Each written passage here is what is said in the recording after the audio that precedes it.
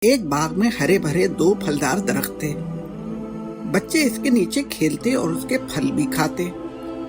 کوئی کام کرتے کرتے تھک جاتا تو ان کے نیچے سستا لیتا۔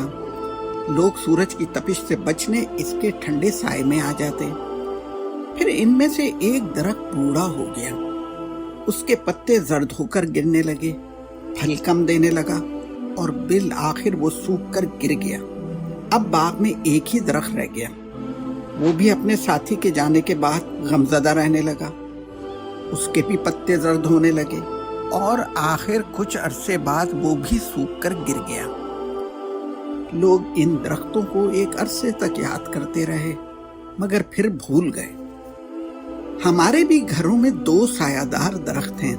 انہوں نے ہمیں پالا پوسا، اسلام سکھایا، پڑھایا لکھایا، ہماری ہر خواہش کو پورا کیا، ہمیں ہر سخت آزمائش سے بچایا، ہمیں جوان کر دیا، ہماری شادیاں کر دیں۔ ہم دنیا کے مختلف حصوں میں چلے گئے مگر وہ شجر سایہ دار وہیں رہے۔ پھر وہ بوڑھے ہو گئے، بیمار رہنے لگے۔ دونوں مل جل کر ایک دوسرے کا خیال رکھتے، دوائیاں پلاتے، ڈاکٹر کے پاس جاتے، لیکن ہم سے ہمیشہ یہی کہتے، ہم بالکل ٹھیک ہیں، تم بالکل فکر نہ کرو، اپنا خیال رکھو، بس فون کر لیا کرو، بچوں کی تصویریں اور ویڈیو ضرور بھیج دیا کرو۔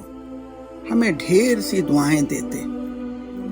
پھر ہمارے ابو کی تکلیف بڑھ گئی اور ایک دن ابو امی کو اکیلا چھوڑ گئے، لیکن امی انہیں بھولی نہیں۔ باقاعدگی سے قبرستان جاتی، باہر روڈ سے ان کے لیے دعائیں کرتی اور گورکن کو پھول ڈالنے کا کہہ کے آ جاتی۔ اب ہمارے لیے امی ہی ابو بھی تھی، لیکن اب وہ خاموش رہنے لگی، دروازے کی طرف تکتی رہتی جیسے کہ کہہ رہی ہوں کہ تمہارے ابو ابھی بازار سے آنے والے ہیں، لیکن دروازہ نہیں کھلتا۔ ایک دن امی کے کمرے کا دروازہ بھی بند ہو گیا۔ ہمارے ابو کا بنایا ہوا گھر بک گیا۔ ہم سب کو اس میں سے حصہ ملا۔ ہم سب اپنی زندگیوں میں خوش ہیں، لیکن ایک کمی کا احساس ہر لمحے رہتا ہے۔ جی چاہتا ہے کوئی یہ سب کچھ مجھ سے لے لے، لیکن میرے امی ابو مجھے لوٹا دیں۔ رب ارحمهما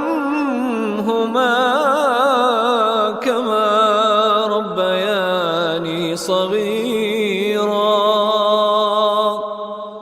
رب ارحمهما كما ربياني صغيرا